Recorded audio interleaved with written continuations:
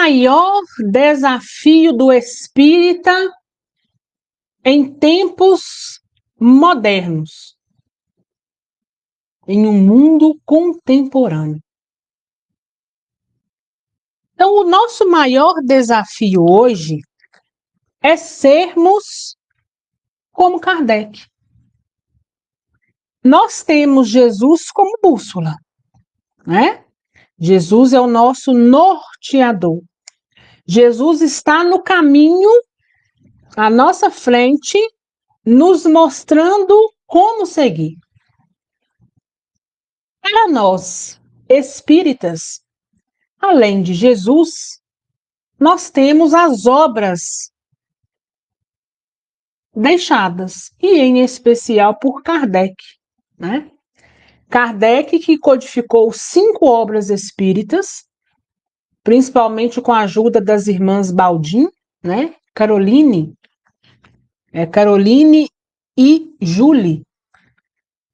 Na casa dos pais, eram 2 médiums que recebiam os espíritos. Kardec conversavam com eles, e Kardec fez o quê? Primeira coisa que nós precisamos entender, que Kardec, ele não era espírita. E que esse nome espírita foi criado após, né?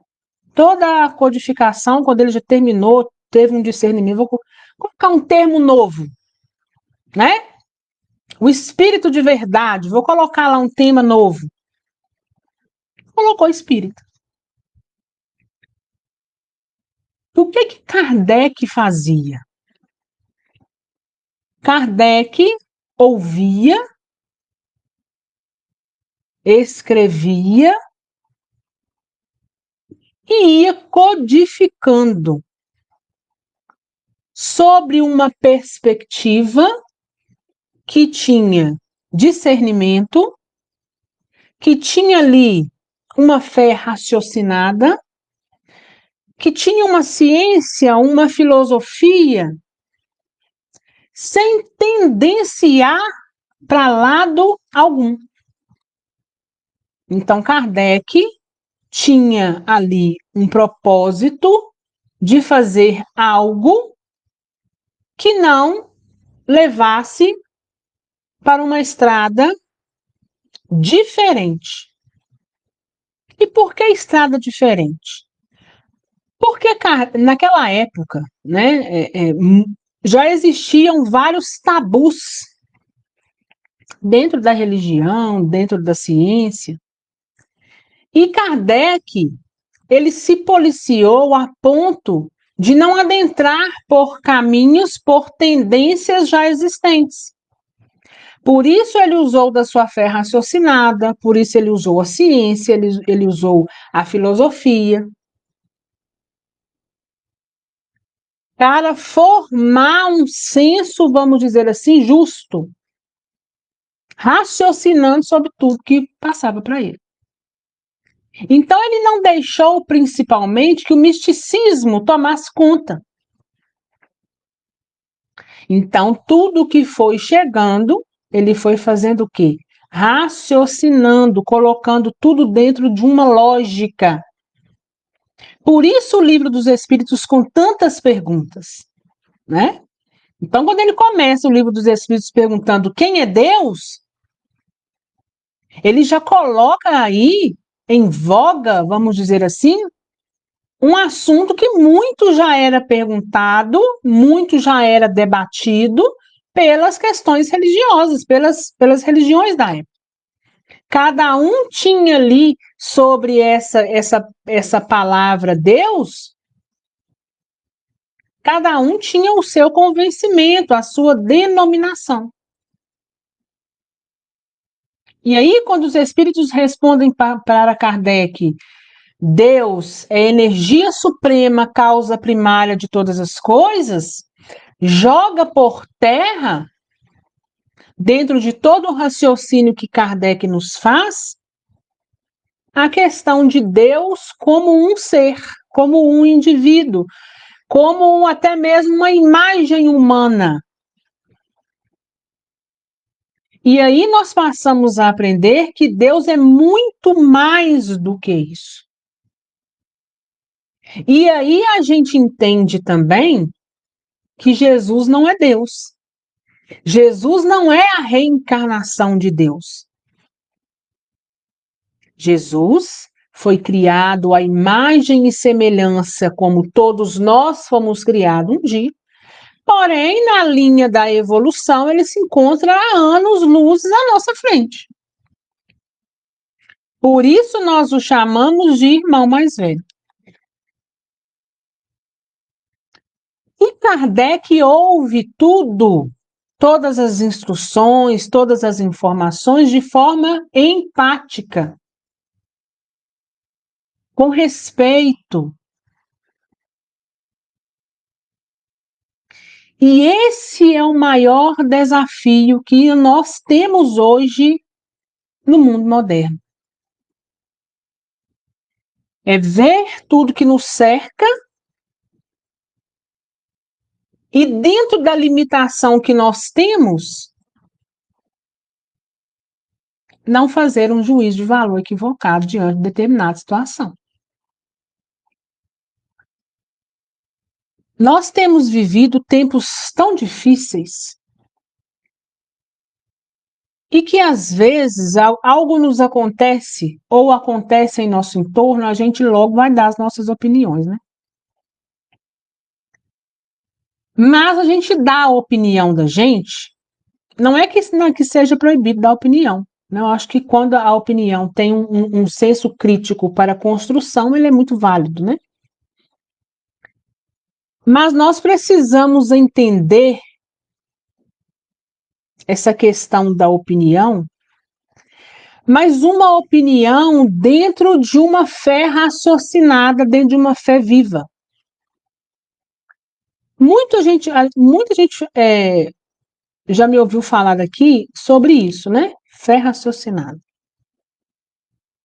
Kardec tinha essa fé raciocinada. Porque hoje em dia muitas pessoas colocam a sua fé num quadro na parede. Não vamos nem falar de nenhuma religião, vamos falar de nós, né? Muitas pessoas têm a sua fé firmada, vamos supor, num Kardec que está lá na parede. É proibido ter o Kardec na parede? Não, de forma alguma. Né? Se você acha que aquela imagem ali te traz algum benefício, a gente só não pode fazer o quê? A gente só não pode deixar com que essa imagem tome uma proporção de um fanatismo que não corresponde à realidade em que nós devemos viver.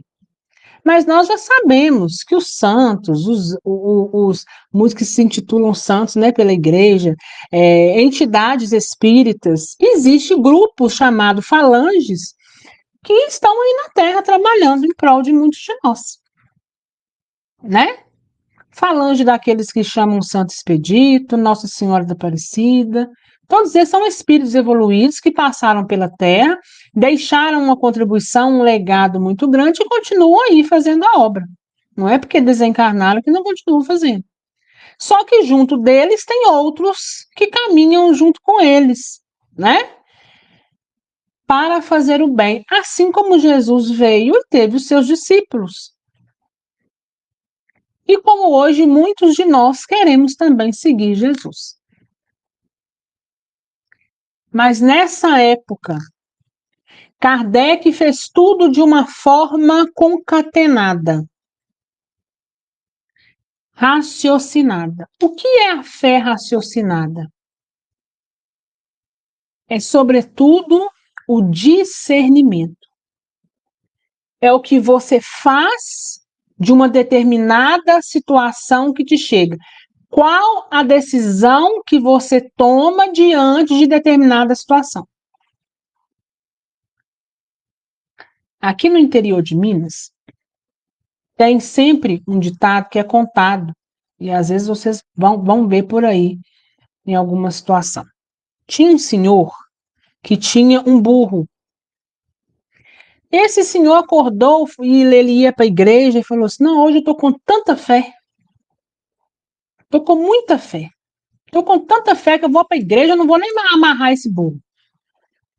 Eu vou deixar esse burro solto. Porque a fé que eu estou hoje, esse burro nem fugir vai, porque Deus não vai deixar. Ele adentra para a igreja e fala para o padre. Né? A missa ainda não tinha começado, ele fala para o padre: olha, padre, hoje eu estou com muita fé. Ah, é mesmo? Padre, eu estou com tanta fé que nem meu burro eu amarrei, está lá fora solto. E aí o padre responde para ele: pois então você vai lá fora e amarre o burro, porque Deus não tem obrigação de cuidar de burro de ninguém. Ele tem muito mais tempo, muito mais coisa a fazer do que pensar no burro. Então nós tiramos disso aí uma lição, né? E aí a gente pode conectar com uma mensagem de Emmanuel no livro Coragem, onde Emmanuel fala o seguinte: nós, sempre quando nós vamos orar e vamos fazer as nossas preces, nós entregamos os nossos problemas para Jesus, para Deus. Mas nós jamais podemos esquecer que Deus e Jesus também confia e espera de nós.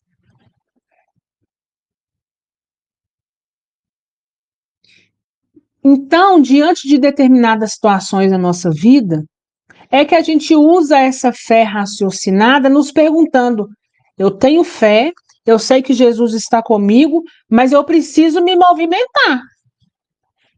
Eu preciso aprender, eu preciso fazer a minha parte para que Jesus me ajude a chegar.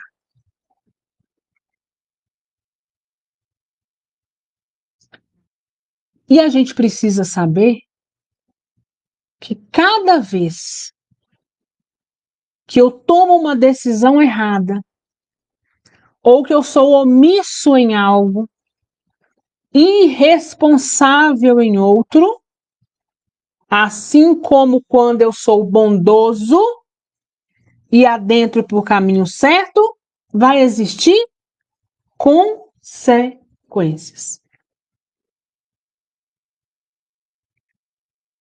Tudo isso está dentro do que Kardec veio e nos entregou. O raciocínio lógico das coisas. É sabermos que existe uma lei de ação e reação para todos e contra todos. E que pensar que Deus é culpado pelo que me acontece é uma postura covarde da minha parte, onde eu tenho uma fé morta. Então, Kardec nos ensina que Deus ele é justo. E por que eu estou dizendo que esse é o nosso maior desafio, o desafio dos espíritas é ser como Kardec? Porque Kardec sabia olhar a situação do outro com empatia e sem julgamentos. Kardec sabia pegar uma situação que lhe chegava e raciocinar sobre ela. A grosso modo dizendo, Kardec não romantizava nada. Kardec sabia o ponto de acolher, mas ele também sabia a hora de rebater. Tanto que muitas vezes, dentro do livro dos Espíritos, Kardec faz uma pergunta, a resposta não lhe é satisfatória, ele devolve com outra pergunta. E não raro, nós encontramos dentro do livro dos Espíritos os próprios Espíritos dizendo para Kardec: nós já falamos isso em outra oportunidade, mas isso é Kardec assinalando o seguinte: olha, vocês disseram lá. Mas eu ainda preciso perguntar. Porque se eu ainda pergunto, é porque a minha dúvida ainda existe e ainda não foi sanada. E eu estou aqui dentro de um raciocínio lógico, tentando entender toda essa situação. E onde eu quero chegar com isso? Em cada um de nós.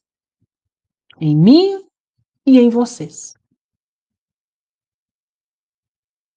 Eu posso estar passando por problemas que para mim são enormes, vocês passando por problemas que cada um de vocês vai colocar a proporção que lhe é peculiar. Mas nós não podemos deixar de raciocinar, né? De termos uma fé reflexiva, de termos uma fé discreta. E de muitas das vezes o que está faltando hoje em dia é o respeito ao outro.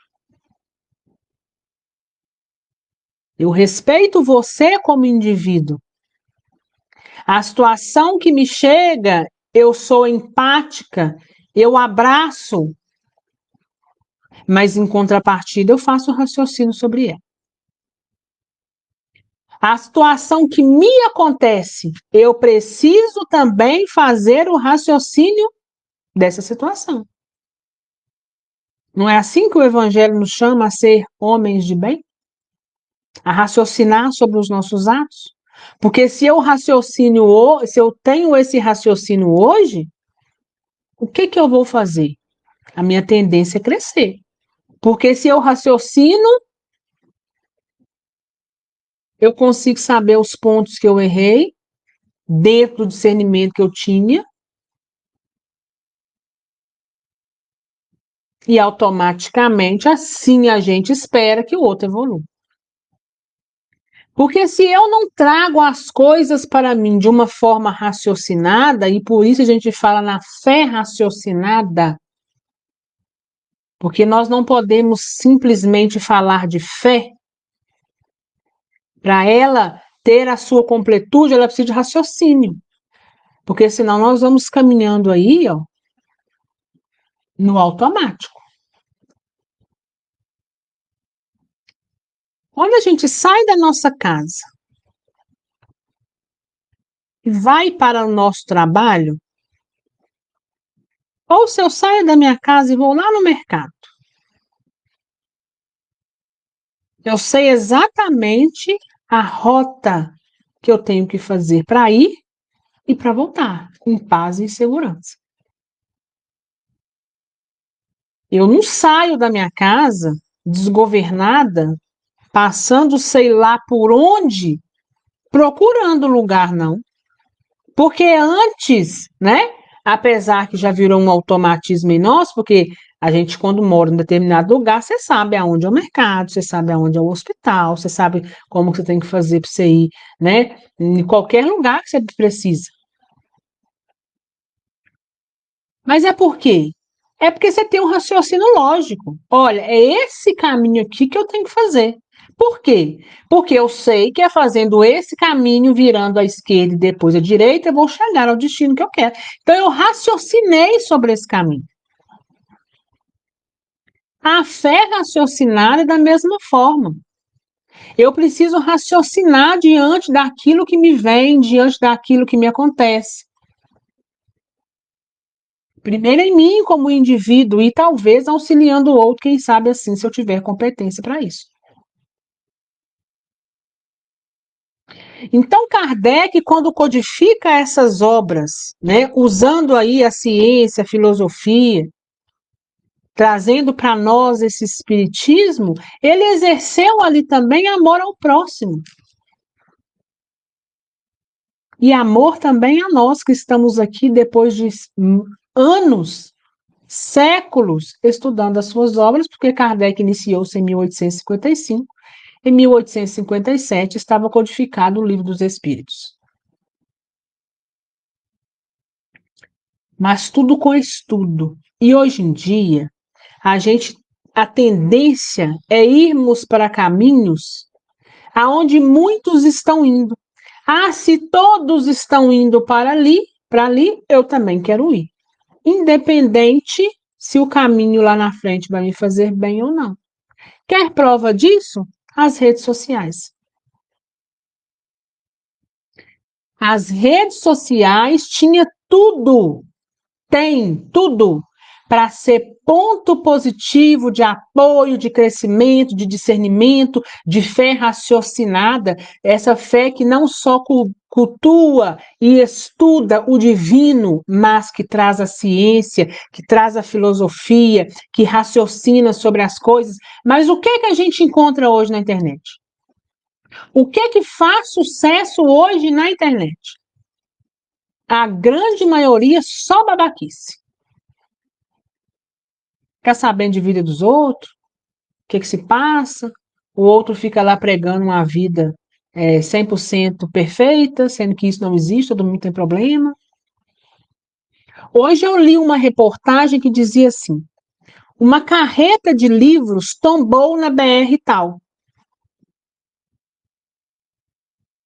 Uma carreta de livros tombou numa BR tal. Não apareceu ninguém para saquear a carga. Olha aí.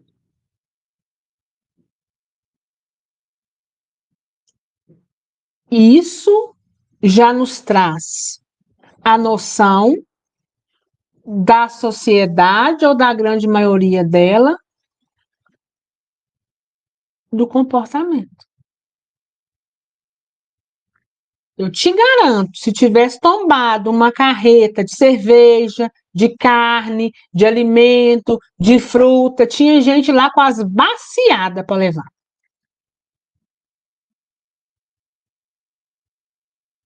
Mas quando é conhecimento, quando é aquilo que vai te trazer crescimento, alguém quer?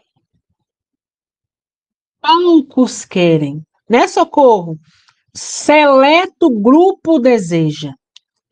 E eu não estou aqui estendendo somente a nós, não. Quem somos nós, 27 mil pessoas, perto desse planeta que é habitado aí por milhões e milhões de pessoas? E aí você vê a essência dos que estão aí, né?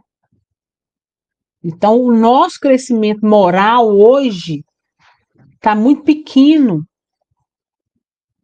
Nós somos desafiados o tempo todo. E nos últimos tempos está o quê? Nós estamos sendo desafiados numa intensidade maior. Para que a gente seja levados ao crescimento, impulsionados a crescer. Então a gente precisa refletir. Tudo aquilo que me chega, está dentro de uma fé raciocinada, eu tenho feito o que Jesus espera de mim, eu tenho feito a minha parte. Que caminho eu estou seguindo? Por hora, dentro do entendimento, conhecimento que eu tenho, eu estou sim seguindo o melhor caminho. Ótimo. Siga então e continue, vigie e ora, porque a gente não sabe o dia nem a hora que nós vamos ser tentados a cair. Então, nós precisamos estar em vigilância sempre, raciocinando sempre. Me chegou uma informação da internet, alguém me falou uma coisa, outro me falou, deixa eu pensar primeiro, deixe eu ouvir os dois polos, para a partir de um ponto A e um ponto B, eu conseguir aqui no meio um ponto C. Porque você já viu aquele ditado? Todos os lados existe uma verdade, né? Existe um meio aqui que ninguém contou. Que todos nós possamos ter o discernimento de Kardec, a sabedoria que Kardec teve de ouvir tudo, mas de trazer tudo de uma forma científica, filosófica, nos dando veracidade, discernimento, empatia, amor ao próximo, desenvolvimento, né? De forma discreta, mas, sobretudo, de uma forma reflexiva. Que todos nós possamos entender que Jesus está lá na frente aguardando, nos esperando crescer. E por que que ele está lá na frente nos esperando? Porque ele é irmão amoroso, que tem por nós muito apreço e que deseja que nós também, cada um de nós evolua, que nós possamos refletir sempre, ter a nossa fé firme, viva, raciocinada, discreta, mas sobretudo que vá nos levar ao crescimento. Alguma dúvida, gente?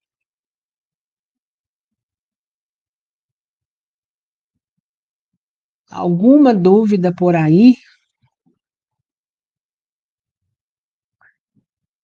Grácia, boa noite, Deus te abençoe e te guarde. Maria Tito, Deus te abençoe e te guarde. Carol Lamas, Deus te abençoe e te guarde, viu? Espero que esteja tudo bem com todas vocês.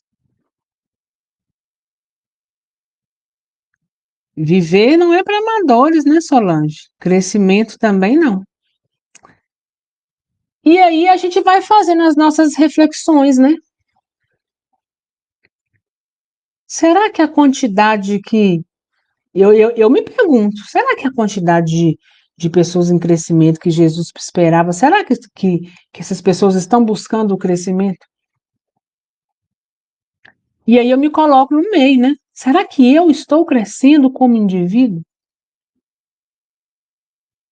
E muitas das vezes, porque eu também erro, sabe? Todos nós erramos. E muitas das vezes eu me pego me policiando. Porque às vezes determinadas pessoas chegam para mim para dizer algo, quando eu vejo já falei. E talvez não era aquilo que eu deveria ter dito. Talvez eu deveria ter pensado assim, o ponto de discernimento em que ela se encontra, coitada, ela só tem isso a oferecer, né? Mas da mesma forma, eu penso comigo que é um ponto positivo a gente ser sincera, a gente ser honesta, sabe? Ainda que talvez nos doa e que não é preciso você ferir o outro. Talvez é melhor que doa na gente, né? Porque a gente sabe que um ato negativo nosso está em nós. Um ato negativo que eu faço aqui agora está carimbado em mim. Uma hora ele tem que sair. Para ele sair, eu vou ter que passar pelo último estágio da expiação, né? A expiar a mesma coisa que aquele outro expiou. Mas a forma dessa honestidade, sabe? Como? Como ser honesta e falar as coisas sem ferir o outro, né?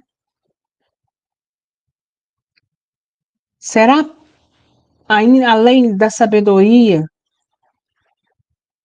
mas também a gente tem que saber usar o tom da nossa voz, porque às vezes aquilo que você queria passar acaba ficando equivocado.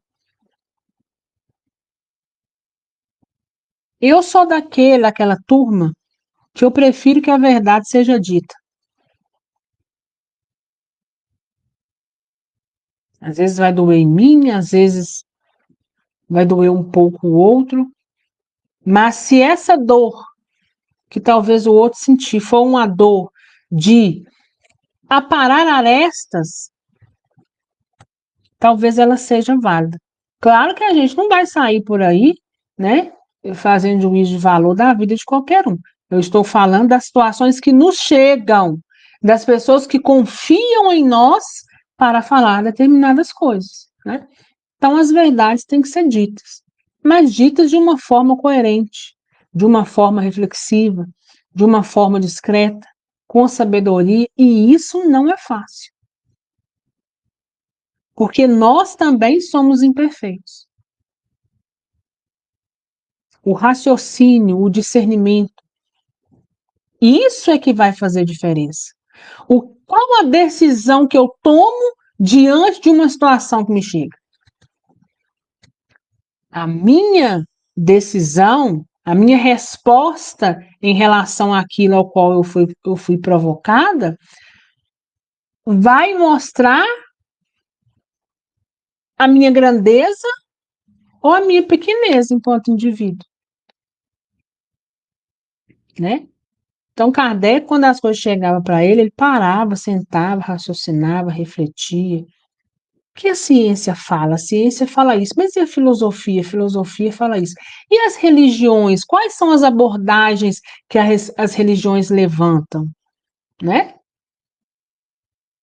E aí ele foi pegando vários pontos. O que que o Espiritismo está me dizendo? O que que esses espíritos estão me falando? Deixa eu começar a ligar os pontos aqui, para que fique tudo mais coerente, mais robusto. E esse é o principal desafio de todos nós hoje. Que Jesus esteja com cada um de nós. Tudo bem, gente?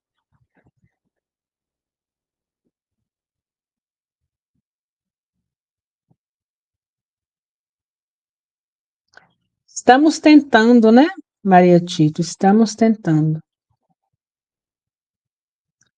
Todos nós. É isso, é perguntar para nós mesmos, né? Porque quando a gente pergunta para nós mesmos, a gente vai começar a refletir sobre os nossos atos, sobre o nosso posicionamento, né? E aí a gente vai obtendo as respostas. Jesus está no barco, mas Jesus quer que a gente jogue a rede, né? Lembra lá da história de Jesus com Pedro? Joguem a rede, né? Ele disse para os apóstolos, todos duvidaram, né? Eles estavam ali, esperavam que Jesus jogasse a rede. Jesus falou: não, eu estou aqui com vocês, mas joguem a rede. Ou seja, façam a sua parte. E quando a rede é lançada, e que se veem os peixes, como naquela noite em mar revolto, mar agitado, Jesus caminha sobre as águas. E quando Jesus chama Pedro para caminhar com ele, Pedro tem medo, duvida. E Jesus fala: Pedro, homem de pouca fé.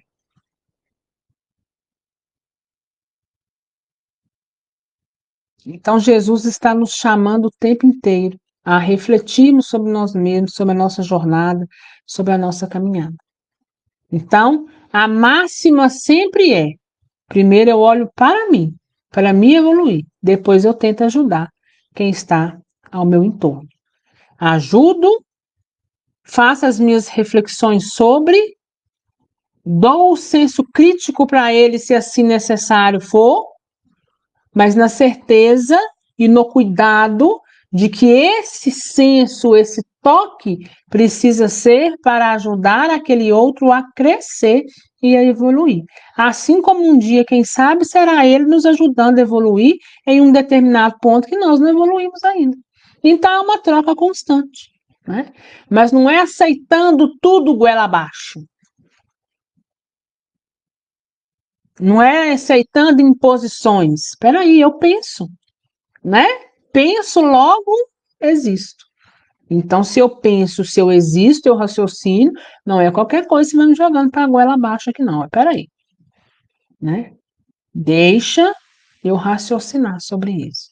E assim a gente vai desenvolvendo, né, gente?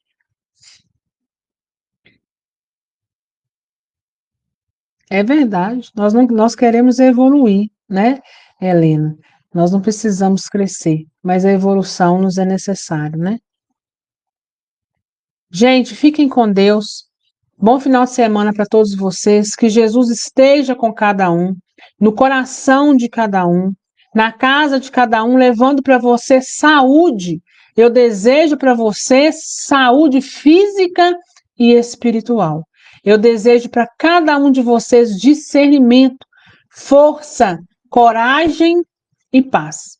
E eu estou dentro desse barco também, procurando saúde, força e coragem. Todos nós, né? Porque todos nós necessitamos da misericórdia divina, mas, sobretudo, no trabalho, na lida.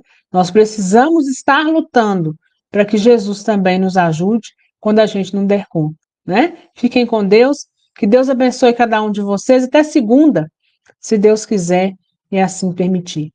Tchau, gente!